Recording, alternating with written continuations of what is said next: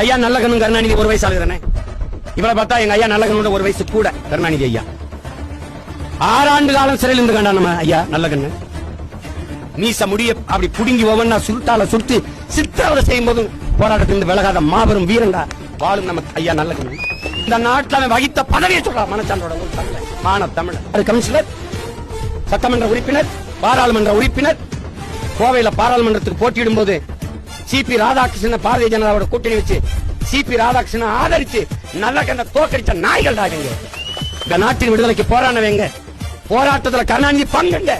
ஆனா நீங்க எல்லாம் படுத்திருக்கீங்கடா கடற்கரை. அது உங்களுக்கு தெரியும் ஐயாவுடைய வாழ்ந்து கொண்டிருக்கிற ஒரு வரலாறு தான். இளம் வயதிலிருந்தே விடுதலை போராட்டத்தில் ஈடுபட்டு அதுக்காக சிறை சென்று பல இன்னல்களை அனுபவிச்சு இடதுசாரி சிந்தனை ஏற்று அதிலேயே அந்த கடத்திலிருந்து மாறாம இன்று வரை உறுதியாக இருக்கிற ஒரு தலைவர். எவ்வளவோ ஈகங்களை இந்த மண்ணுக்கு மக்களுக்காக செய்து எந்த பதவியும் அனுமதிக்காத ஒரு பெரிய தலைவர் நம்மோடு இருக்கிறாங்கன்னா அது நம்ம ஐயா நல்லகண்ணு அவர்கள் தான்.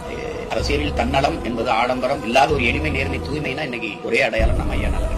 கட்சி தனக்கு கொடுத்த மகிழ்ந்தையும் திருப்பி கட்சிக்கு கொடுத்து, கட்சி தனக்கு கொடுத்த தொகையும் ஊக்கத்தொகையும் திருப்பி கட்சிக்கு கொடுத்த ஒரு தலைவர். அவரு வருங்கால தலைமுறை பிள்ளைகளுக்கு மிகப்பெரிய ஒரு வழித்தடம் சொல்றேன்.